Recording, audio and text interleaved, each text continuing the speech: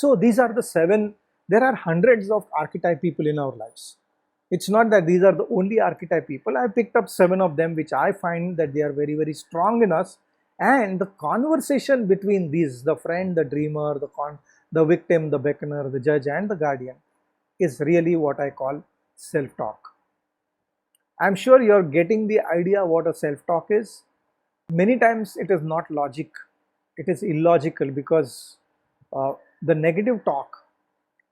But let's first look at who are the positive self-talks, or who gives us the positive self-talk and who gives us the negative self-talk. The friend and the dreamer are the positive guys in us, and they give us the positive self-talk. The victim, beckoner, judge and guardian are the negative self-talkers.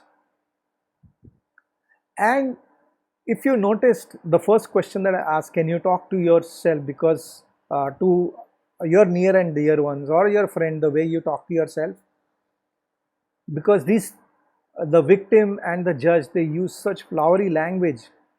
Somehow or the other, it is only when we are upset we use this swear words, the flowery language that we use. And if you really understand your self-talk, you will understand where your energy goes. Why I say that we lose 3 times of energy when we are thinking negatively as against when we are positive. And that's why if you really look at children who are so positive in their approach in life, they have very, very high energy at 12 o'clock in the night.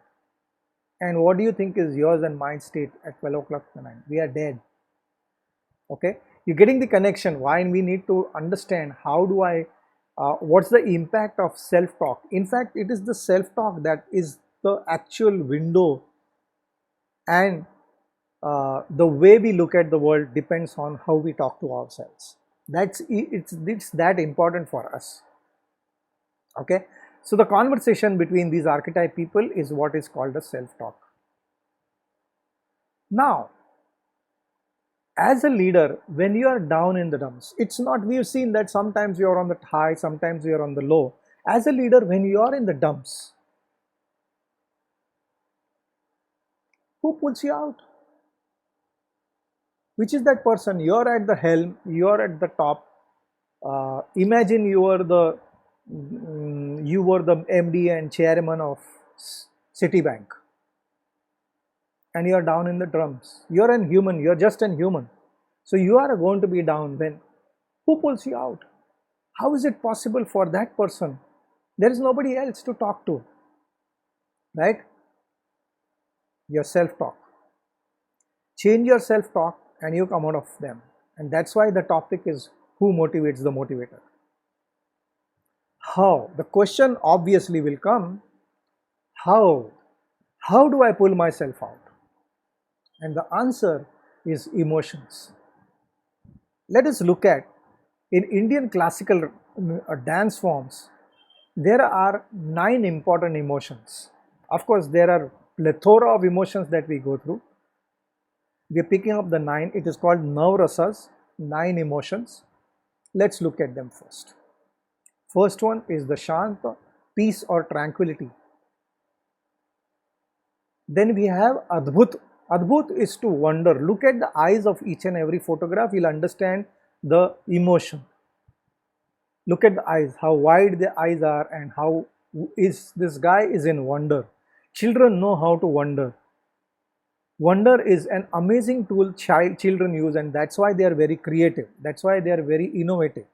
You give them a ball and they'll play, they will make 100 games out of that single ball, because they know how to wonder.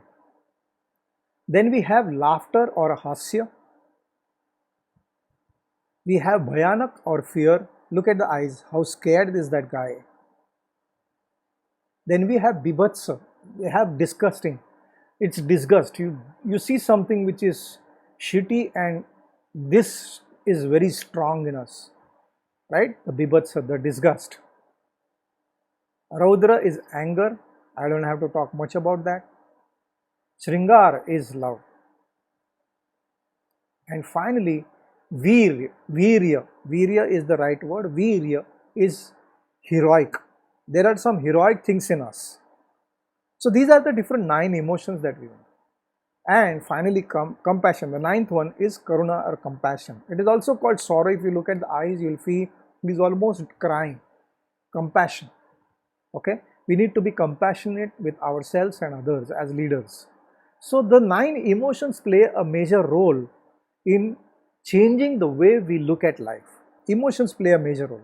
Out of the 9 that we spoke about, which do you think is the most important one for changing the self-talk? Can you guess it out? If you type your answers in the comment box. By the way, I read all the comments in the comment box so that I know what is happening and how the course is going. So please type in the comment box which is the most important, which do you think is the emotion that can transform a negative self-talk into positive self-talk.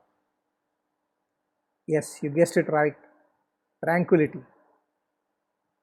This is one emotion, the peace, shanta, the tranquility, which can transform the negative talk. Let's look at how. When we bring shanta, the victim becomes the healer. The conversation of the victim, which is pulling you down, becomes the healer, and he will find out ways and means how to come out of that situation. That's what a healer is. The beckoner, who's a distractor, will now ask questions so that that questioning becomes actually, it what grows you from wherever you are. So he becomes a seeker, seeker of knowledge, seeker of things. The judge becomes the wise man. The judge will not judge, and the wise man will give the final this thing, and the judge becomes the warrior. Right? Now, that's the importance of the word tranquility and the how do I convert my negative self-talk into positive. Now, how to bring this shanta emotion? It's not going to happen overnight.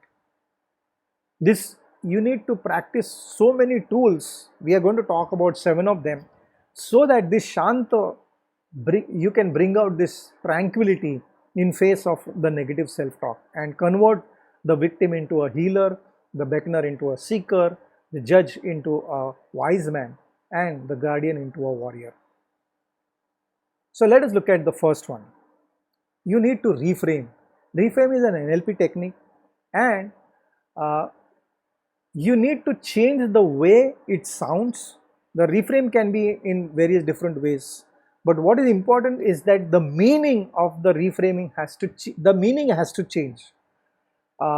Let me give you an example of what I mean. The word criticism, do you like criticism? No one likes criticism, right? But if you reframe the word criticism into feedback, feedback is something that it sounds much better. It actually means the same thing. But criticism, it sounds very ugly to our ears. Feedback, we are willing to take feedback. So reframing changes the meaning. Let me give you another example. My 22 lakh rupees are outstanding. What can I do? My 22 lakh rupees are outstanding. What can I do? Can you see the tonality changes the meaning? Can you see that the first one, who's the first speaker? When I say my 22 lakh rupees are outstanding, what can I do? Who's speaking now, right now? Is it the victim? Can you see the victim speaking in that statement? Whereas the warrior says, my 22 lakh rupees are outstanding. What can I do? Can you see how the warrior comes out when you change, when you reframe? So reframing is a powerful technique for you to change your negative self-talk into a positive self-talk. Let's look at another. Whenever you are in a state of negativity, the tendency is to react. Friends, use pause at that point of time. There are various techniques to pause, but just pause. Just pause. Don't react when you are in the heat of the moment. Take 10 seconds and you will find that you will learn to respond in life rather than reacting. Response is a better way of the respond is a better way to react in a situation. No, it's not, I'm using the word react, but it's not. Responding is a way to respond to the situation. So the word can be easily understood when you go to a doctor and you take a medicine, and that when the medicine doesn't work, or in fact the symptoms become more aggravated, then the doctor says that your body is reacting to the medicine. And if the opposite thing happens, then the doctor says your body is responding to that. Similarly, in situations where uh, we must learn how to respond rather than react. And pause is a beautiful technique. In fact, it's one of the most powerful tools in communication. Use the pause to change the self-talk. SNIOP is an amazing frame given by Zig Ziglar. The full form of SNIOP is susceptible to negative influences of other people. Tell me, you are in a team meeting or you are at home, you get a brilliant idea. Out of the blues, the idea is out of the blues, and you are now highly motivated because you got that idea, you want to put that idea into action. What happens? Do you think so people around you motivate you? They tell, hey, chalo, let's do it. No. It's the near and dear people who are actually who going to stop you. So we are susceptible to, we are a SNIOP actually. Many times we take that and we kill our ideas. I'm asking you here, don't be susceptible to the negative influences of other people. Be dead to that negativity. Don't buy in their negativity. Don't allow that negativity to seep in. It's in your hands, right? So getting the word SNIOP, susceptible, don't be susceptible to the negative influences of other people in your life. This is something that you can definitely use. I remember using it when I had this idea. I'm a marathon runner, and I ran my first full marathon at the age of 58. And when I declared it at home, the house people said, "Are you mad?" My school friends, "Are you mad? Is this the age for you to run a full marathon?" Now, had I been susceptible to these negative influences, I would have never made it happen. Never ever made it happen. So I was dead. I was deaf to their negative. I was not susceptible to that. If you want, this rubber band technique that we are talking about is a powerful technique. What I want you to do is that you want to change a particular thought, especially when you tend to worry. If you are a worrywart, then put a rubber band around your wrist. It should be a little loose, and every time you catch yourself worrying, pull that and give one tap. Now remember that you are not going to bring out blood from your wrist. Okay, do this for 7 days. I have used it many times. It's okay if your wrist becomes a little red, but it should not be hurting. You should not hurt yourself. Be clear about that. Okay, the idea is to catch yourself worrying, catch yourself thinking that particular thought that you want to change. Trust me, in 7 days you'll stop worrying, or you'll find that it is impacting you. There are a lot of thoughts that I have eliminated from my life using the rubber band technique. So friends, use that diligently, use that in the proper fashion. Self-love. Probably fundamentally human beings don't love themselves, and that's where the source of everything happens. And I ask people to do a mirror exercise, which I am going to describe. It cannot be described because it's a pure experiential exercise. We look at ourselves in the mirror, right? There are many times you look into the mirror, but do you really look into your eyes? Have you ever noticed that you don't have courage to look into your eyes? Do you know why? Try this out. The exercise is called to be with yourself in the mirror. That means I look into my own eyes. Now remember not to stare, to be with yourself, to look into your own eyes and be with yourself. Now initially, this is an extremely powerful exercise, my dear friends. Don't stare. I have seen people fainting. I have seen a lot of reactions when people initially start this exercise. This is not to scare you off, but we have been cheating ourselves left, right, and center, and that's why we are unable to look into our own selves. Now, start with a very small fraction of, you have to do this exercise morning, evening. Start with 30 seconds in the morning, 30 seconds, a minute. Then, as you start getting comfortable with doing this exercise, increase the time. Now, what would happen when you're being with yourself in the mirror? Your body is going to start reacting. You will have some kind of khujli, some tickle, some tingling sensation. You want to move, your eyes might start watering. You might feel anger rising up. You might feel like laughing. You might feel stupid. All these are different reactions, the bodily reactions. Now allow that. I want you to learn to observe this. Don't react to whatever is happening. Just allow. If you allow that anger to rise up, it will just come up and leave your body. It will leave your system. So I'm trying to describe this exercise, but it is undescribable, but an extremely powerful exercise to ground yourself, to bring yourself to a kind of centering. The word Shantam is tranquility. To bring tranquility, you must be comfortable with your own self. You must start loving yourself. This is the first level, to be with yourself. Start it with a short span of time, and as you start getting comfortable, then only increase the time. The second level of that exercise is to say I love you to the person in the mirror till the person gets it in the mirror. Okay, that's the second level of it. You can raise the level. Once you're comfortable with the first level, then graduate yourself and tell me, if you do this for 21 days without a break, marvelous differences will happen in your life, because it is self-love that is so critical.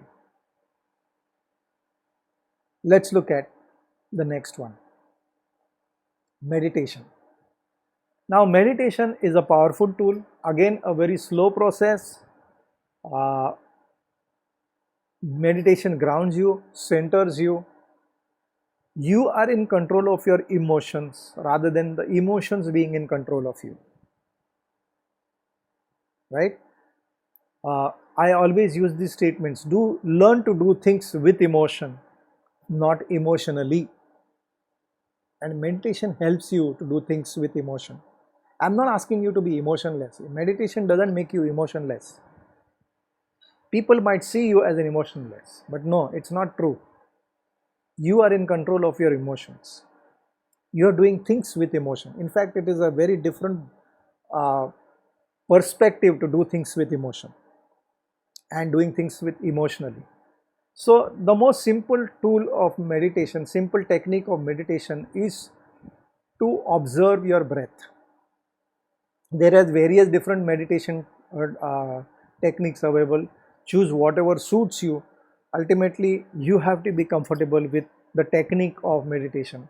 There is TM, TM Siddhi, Transcendental Meditation, that is TM, sorry, Vipassana, and many other meditation tools, right?